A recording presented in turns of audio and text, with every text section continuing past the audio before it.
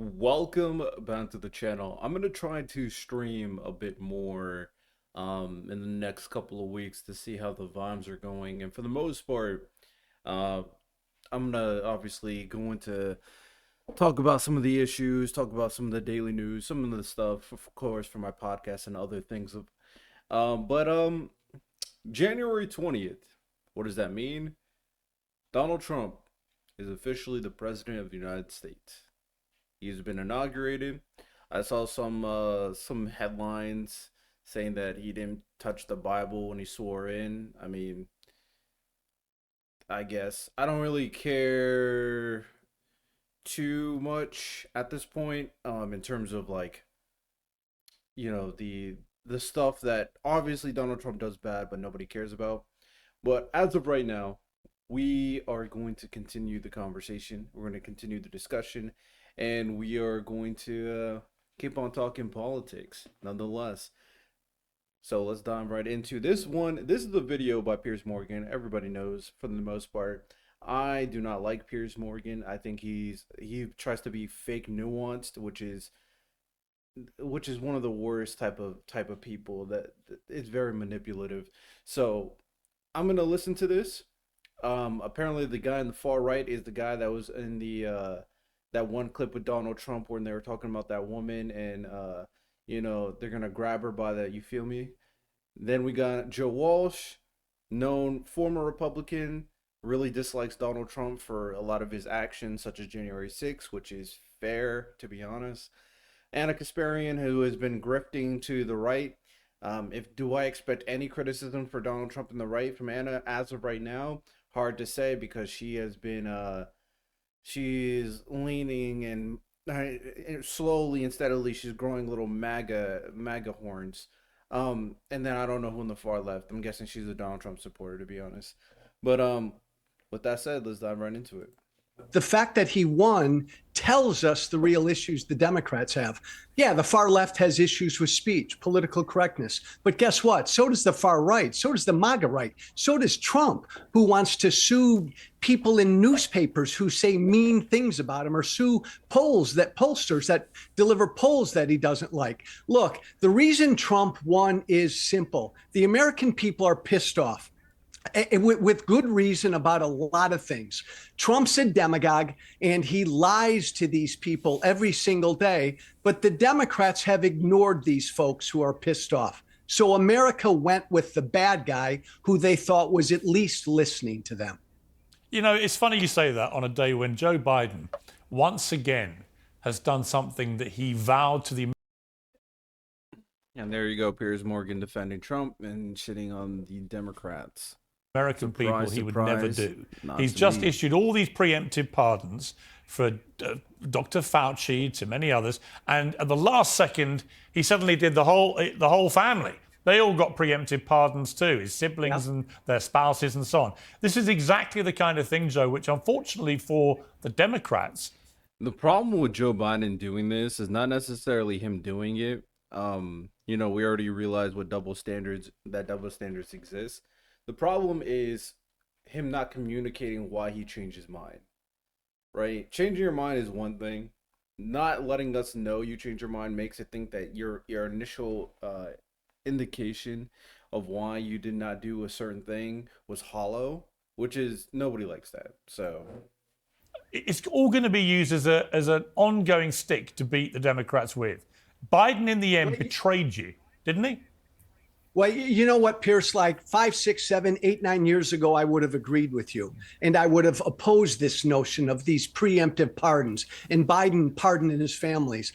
But I'm sorry, this is the world Trump has brought. We live in this world now. Trump breaks every rule there is and any law he can break. So the Democrats decide, okay, I'm going to go down that road too. I'm going to fight back.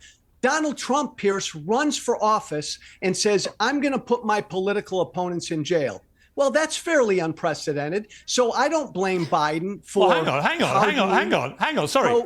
Joe. Of course, Piers Morgan. Hang on. I got to defend my boy Donald Trump. Hang on. I got to defend my boy Donald Trump. Hang on. You're not allowed to speak bad about my Lord and Savior.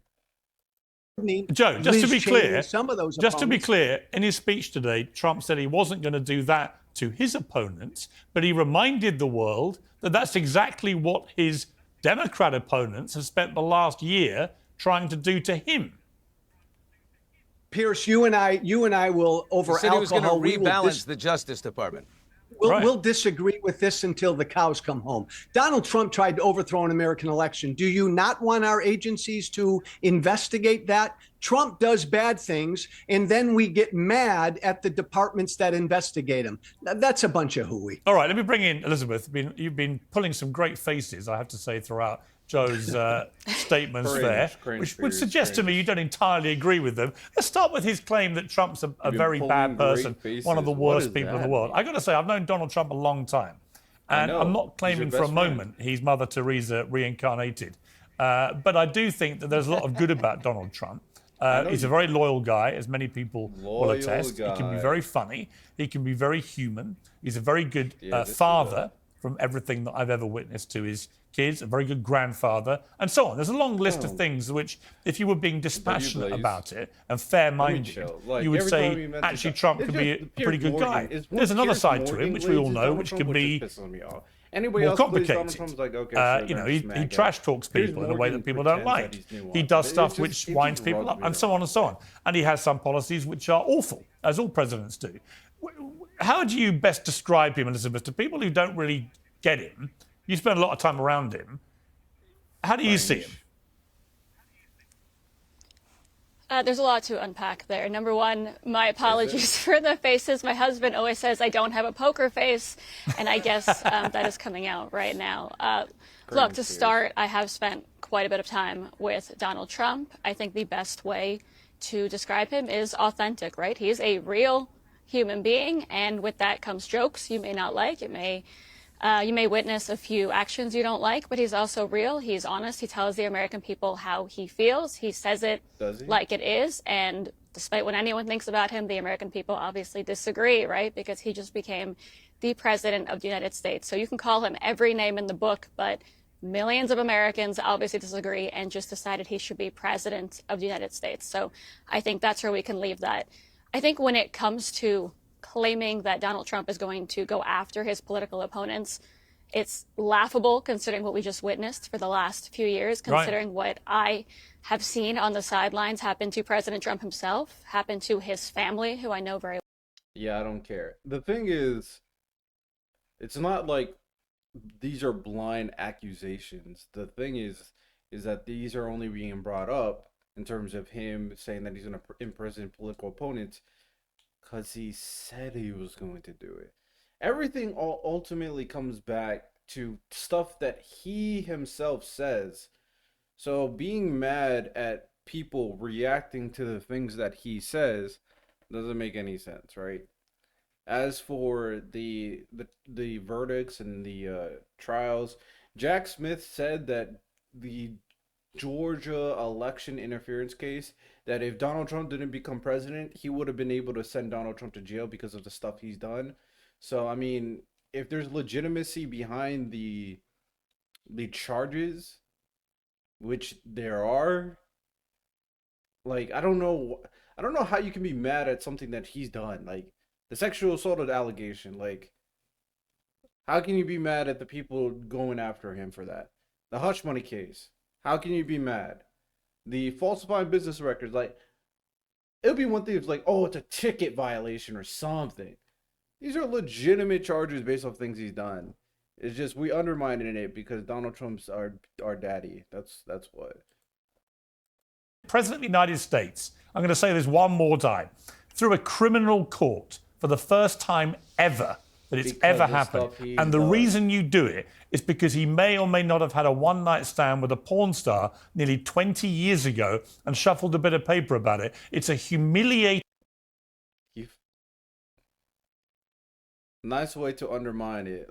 It's a nice way to undermine Piers Morgan. And that's not the only charge, by the way, but that's the one he's going to bring up.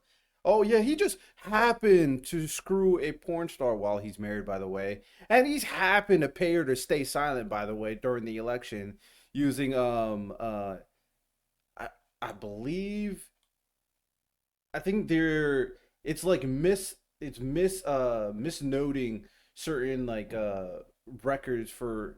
I'd have to really look it up. I don't want to say the wrong thing. I'm very cautious about saying the wrong thing because it's been a while since I looked at the case because it didn't really matter because he wasn't really gonna get charged.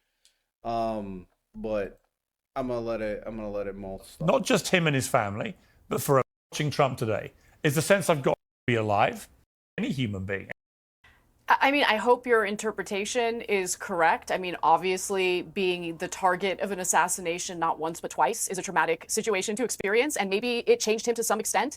But I do want to just quickly go back to the points made in regard to the investigations. I really hope that Trump doesn't waste his time in his last term focusing on retaliation against his political opponents. So we're going to have to wait and see about that. I largely agree in regard to Alvin Bragg's prosecution of Donald Trump as it pertains to, his extramarital affairs with adult actresses. I like that you're giving him the benefit of the doubt, but don't be a cheeky little devil, you. Okay, you know that he had an affair. That's why the hush money payments were paid. But I think that investigation and prosecution really paled in comparison to the classified documents case and the attempt to overturn the 2020 presidential election. I think the timing. Okay, Anna actually pushing back a little bit. Okay. She sounds like she's about to give some grace, but at the very least, she's not just staying silent based off things she's been saying. I at least appreciate that. Of the prosecution by Democrats in those two cases were very much political, and that led to empathy toward Donald Trump and actually helped him garner more support for this election. But in regard to his speech, I think that what Trump does really well is he actually listens to the concerns of the American people. Polling for years indicated that the majority of Americans were concerned about inflation, concerned about undocumented immigration. And while the Democrats tend to think that this strategy of denying and pretending it doesn't happen or isn't happening is somehow a successful strategy, it clearly is not. He pays attention to what people. You know what I question though, because those are those valid points to bring up that Anna's bringing up. I question how much is he listening or versus how much is he redirecting the issues to the American people, making them think obviously inflation and prices going up, that's tangible, you can see, right? But redirecting stuff like immigration, like saying, yeah, immigrants are at fault for X, Y, and Z. I am curious on how Donald Trump, because of his ability to communicate and manipulate people, was able to convince people to think a certain way. I would be curious about that kind of People are concerned about, and he speaks to those issues. And I really hope that this is a teachable moment for the Democratic Party. So far, I've seen them refuse to take any personal responsibility for their failures and foibles. I don't think they've learned, honestly. Cycle. Yeah, honestly, and I don't see any evidence so far the Democrats have learned a damn thing. I really don't. You know how many people have been criticizing the Democrats for the election? How do you see no evidence? Bernie Sanders has been criticizing them. David Pakman, Destiny, Anna Kasparian, Zhank. You got AOC. You got hella Democrats criticizing how they were able to communicate. You got other left-wing people who've been saying the same thing. No evidence. Piers Morgan is just a blatant fact. No, he's not a liar. He just listens to Donald Trump and MAGA supporters, so he has actually no nuanced perspective at all when it comes to a topic like this. And I've been seeing some of the stuff you've been saying, which is the right way to go. And Cenk, This week. Billy, I can imagine a lot of cheering around America when they heard that. Just a bit of clarity on such an absurd debate. Well, we got to a stage where you had the President of the United States and his Vice President, Biden and Harris, both endorsing the obviously grotesquely unfair scenario of biological males who identify as trans women competing in women's sport and then beginning to dominate women's sport in a way they never did when they competed against men. And that alone is someone like me who's basically more liberal than not, pretty much a centrist. But it was so ridiculously absurd to endorse such a ridiculous policy that when I heard Trump say it, I wanted to punch the air. Great. We have some basic science-based clarity. What did you feel? Well, I just feel like, remember his commercial this past. I don't care about this guy's opinion. He's a Donald Trump shill. So, his opinion means absolutely nothing. It has no value to me, actually.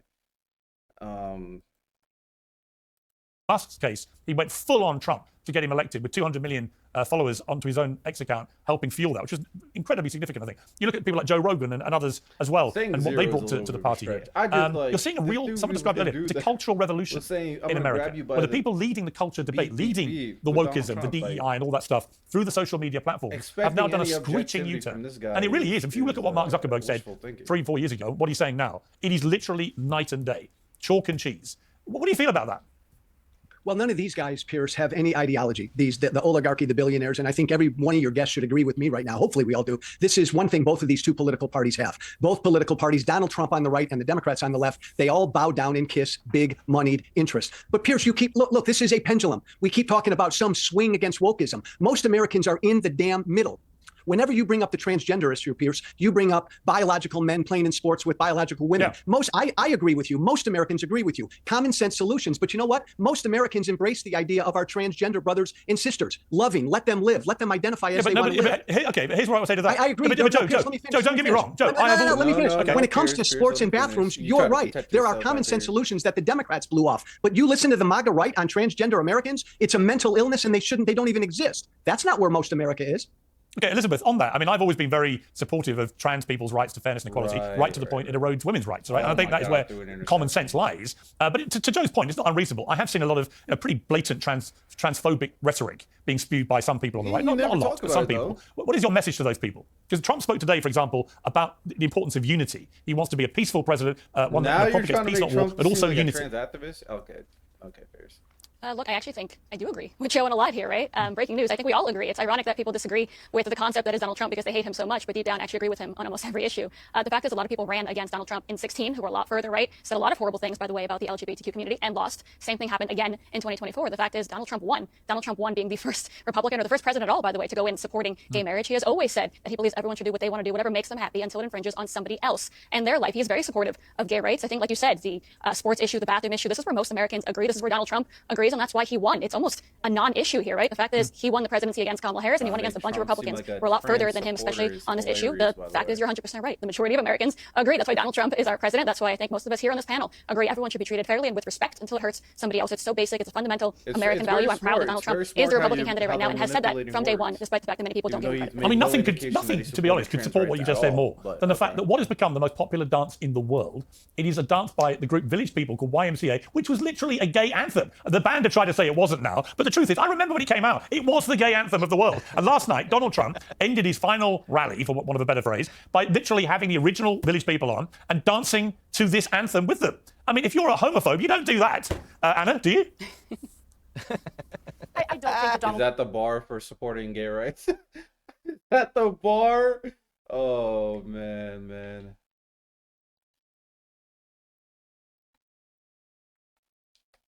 Apparently that's the bar. Trump is going to go after gay marriage. I don't think he's going to go after gay people. He didn't do it in his first term. He didn't even attempt to in his first term, so there's no reason to believe that he will in his second term. I think the allegations of him being homophobic are kind of ridiculous. I do think that there is some fear that, everyone keeps talking about how his re-election is the end of wokeism, but it really depends on how Donald Trump governs, how he leads in the next 4 years. Because if he does intend to go after vulnerable communities and literally do these mass deportations of people, including people who might have been here for decades and never committed any other crimes other than being here in the country illegally, I think that will further empower people who want to focus on these identity issues, but on on that, social issues. so essentially, I just think anytime it's defending Trump, Piers is silent. Anytime someone says anything negative about Trump, Piers speaks up and tries to defend him. I do not respect Piers Morgan at all, bro. I don't. This fake, it's so annoying. It's so signals annoying. Coming out of the Trump world are that is not really... I would respect Piers so much more if he was even keeled. If he was at the very least allowing both sides to say what they're saying and then chiming in on his own opinion and making it clear that it's his own opinion. Sure. Making it very, I have a certain bias towards Trump, of course. But he pretends that he criticizes Trump, that he's objective with Trump. He is the biggest phony on, in terms of, media right now. It's him pretending that he's nuanced is the biggest problem I have. Where the targeting is going to be. I didn't realize until recently, there's a million people. There are a million illegal immigrants who have already been processed for deportation, who just haven't been deported. And I suspect that almost all Americans I know would be like, well, why are they still here? So he'll start with those, and then he'll move on to those who are criminals. I think most Americans I know, from the ones I've talked to from any political persuasion, all agree that if you're a criminal, illegal immigrant, well, what are you doing in America? So I can't listen to Piers and his bullshit and his them maximize profits. But oftentimes, those are the policies that run counter to what America First MAGA voters want. I think the whole debacle with the H-1B visas is a good example of that. So that's what I'm looking out for in this presidency. And I'm curious to see if the America First crowd holds Donald Trump accountable, if he engages in what I think he's really good at, which is a transactional type of presidency. You know, you scratch my back, I scratch yours. These are people who funded his inauguration and his campaign to the tune of tens of millions of dollars. So we'll see how that plays out. And I think that's what people should be focusing on. I think it's really interesting. The whole thing with Steve Bannon on one side, railing against these guys, Elon Musk seemingly joined at the hip with Trump, all the others going down there today. It's a really interesting, well, certainly very different to what it was like in 2016, 17, where it was all Bannon, Bannon, Bannon. And these guys on the tech side all wanted to kill Trump. Billy, I want to play a clip. This is from our world, previous world of television. Gayle King, CBS, who only had one thought as she watched the inauguration today. Let's take a look. Guys, I have to say, I'm looking at this crowd. I do not see many people of color. Has anybody else besides me observed that? I'm fascinated by why that is. On Martin Luther King Jr. Day, the most notable and one of the most high-ranking is Justice Ketanji Brown Jackson, first black woman to serve on the U.S. Supreme Court, notably appointed by Joe Biden as he wanted to follow in the footsteps of Jimmy Carter and appointing a number of women and black women to the federal judgeships. You know, but as I watched that clip, all I was thinking at the time was right there is a massive problem for the Democrats, where the only Okay, keep on gawking. Jesus fuck. tonight and tomorrow, so no one's out of the woods yet with this thing. It's been unbelievably devastating. But again, it has raised a lot of debate about this whole thing of DEI, wokeism, and so on. When you look at people running the fire department, whose focus seems to be on diversity and inclusion over actually just saving people in fires, when they're releasing videos saying, "Don't you want to be rescued by someone who looks like me?" Well, no, I'd from Weren't MAGA complaining? Oh, okay. Nah, bro. I'm not allowed to go. rescued by someone who knows how to rescue people in a fire. I can't When you look at the choice of mayor criticize of Karen Bass and you compare to Rick Caruso, who she beat, I watched him on Bill Maher at the weekend. He was so impressive and has such a great track record in this very area, actually. And you think again, why did she beat him? And it's probably because LA. I've said this point, people don't like it. LA's been doing it. LA's been doing things the same way forever. Yes. You know, a bureaucrat is always going to go in there. It's just it's a default vote for so long. If Caruso were to run today, he would win. He's been talking about what we need to do to brace ourselves for natural disaster since 2022. He's a brilliant man. He's built more enterprise here in Los Angeles. He knows the ins and outs of LADWP. Yeah, that was a giant miss. If they recall Karen Bass, I don't think he steps in. I think he's going to run for governor and defeat after Gavin Newsom is done. He may run against Kamala Harris, but I believe that would be his next move. LA's done things the same way forever, and that might be changing. Yeah, I think it has to. I think Newsom as well. I mean, Joe, it happened in San Francisco. Look, San Francisco elected a mayor just now, David Lurie. I believe is finally a business person who's going to come in and do what they did at the school board level in San Francisco. So it started there. It's coming to LA next, I'm pretty sure. Yeah, I mean, Joe, what do you think about that? I mean, in particular, what Gayle King said. She might feel she has to say something, but really, do you have to make it a race-baiting observation? Why do you have to do that? I mean, I remember I remember Barack Obama in the campaign towards the end, when he started lecturing other black Americans, you have to vote for Kamala Harris effectively because you're black and she's black. And they didn't like that. There was a big backlash to that. And with Gayle King, similarly, it's like, what do you want, Gayle? You want just tokenism? You want people to put in there because of their skin color? Piers, when I heard that Gayle King clip, it just reminded me of how utterly out of touch Democrats are. And right away, I thought of like the migrant issue. And I think this issue got Trump elected. Let me say this to be nuanced. Really nuanced. That comment about, oh yeah, we don't see many brown people, I think has no value. It doesn't really do anything, and it's kind of cringe. I'll be honest. Absolutely. No buts. That would be cutthroat right there. Right? The migrant issue. It's a real problem in America. What does Trump do? He lies about cats and dogs, and he uses the issue to scare the hell out of people. But Piers, Democrats weren't even aware that it was an issue because they were just so out of touch. Yeah, I think that's right.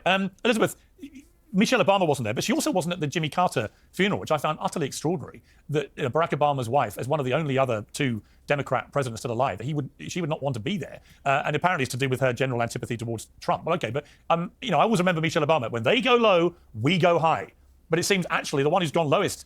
Piers Morgan, go shut your mouth, bro. Donald Trump didn't even attend the inauguration last year. Shut up. Shut up. Brought together, I'd love to go back to the Gayle King. I think they're comfortable. I think people are chasing.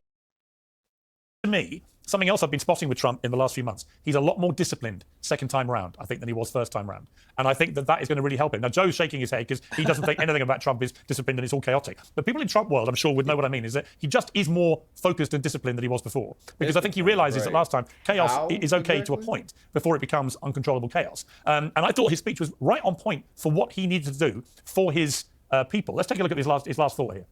From this day on, the United States of America will be a free, sovereign, and independent nation. We will stand bravely, we will live proudly, we will dream boldly, and nothing will stand in our way because we are Americans. The future is ours, and our golden age has just begun. Thank you. God bless America. Thank you all. Thank you. I wouldn't compare him to John F. Kennedy, although they have a lot of things in common, actually. But I wouldn't, except that there was also a point when he talked about putting an American flag on Mars. I was like, if I was American, great. And obviously, in Elon Musk, he's got someone who may actually be able to make that happen. But there was a general kind of tone of the golden age is coming back. America's going to be great again. We're going to put the flag on Mars. We're going to make you better off. We're going to secure the border. We're going to get rid of woke bullshit and so on. And even though Joe will be saying he won't deliver any of these things, let me just take you back, Anna, to just before the pandemic struck. Because right before the pandemic struck, actually, Trump was heading toward, I believe, that year, a massive win in that election. And it was the pandemic and the ruinous effect on the economy and his pretty poor handling of it, I have to say, that was his undoing in that year. But it's important to remember that after 3.5 years of Trump, actually, America was in a pretty good place. Not necessarily what came out of his mouth, but his policies were actually working, not least in the economy. Like what? I mean, America was in a good place relative to where we are today. Certainly, the personal finances of Americans have suffered as a result of supply chain disruptions and COVID and all of that. And, I agree with you in regard to Donald Trump's speech being a little more focused, shorter than what we would usually expect. He didn't really go off the cuff. You could tell he was, reading from the prompter, and that allowed him to be more focused. And what he tapped into again and again in almost every sentence is this nostalgia that Americans have, not just for what the country was prior to COVID, but the golden age of America when there was innovation, when we were the first to land on the moon. And I think that was a smart thing to do in the context of his speech. The one other thing that I'll note is I don't think Trump has been more disciplined because he's realized that he needs to be. I think that is completely the influence of his incoming chief of staff, Susie Wiles, who helped him along with La Savita to run a more disciplined campaign, a more professional campaign. And I think that she's going to be guarding him a little more closely in his second term and giving him less access or others less access to him, certainly some of the more nefarious figures who I think hurt his public reputation. So we'll see how that all plays out. But he also made history in naming the first ever female chief of staff. And so I think she's earned it. She's been involved in Republican politics since the late 1970s. And so we'll see how it all plays out. But I do think that she's had, for the most part, a positive influence on him in terms of being more disciplined and focused in his campaign and now moving forward in his second term. Yeah, no question. I think she was an excellent appointment. Billy, I want to just finish with you because I want to read you a quote. You said Mr. Tucker Carlson this week, and I've known you a long time. We've been mates a long time, done many things with you. And you said to Tucker, the day that Donald Trump walked in for his first day of work as President of the United States was the day that I walked in, turned in my phone, and checked in for 9 days in a mental health retreat. And that really was a powerful revelation to me because I didn't know that. And the fact that you had these two parallel lines where Trump surged to the White House and you ended up having treatment for serious mental health issues. You look to me and you sound to me like you've fully come out the other side of that long, dark tunnel. But how are you?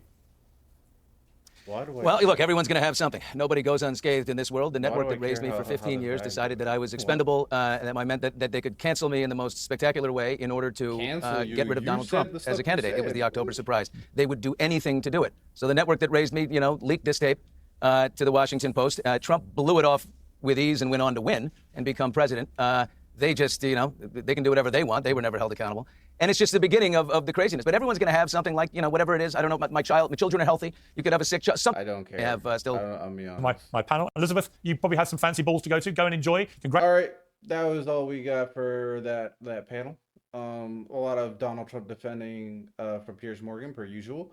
But a lot of very interesting nuance, which I respect, from Anna Kasparian. And obviously Joe Walsh is going to push back. And then obviously the Trump, culties are going to just say Trump is the second coming of Jesus Christ. So everything kind of within expectation. All right. What's the next one? Next video I want to dive into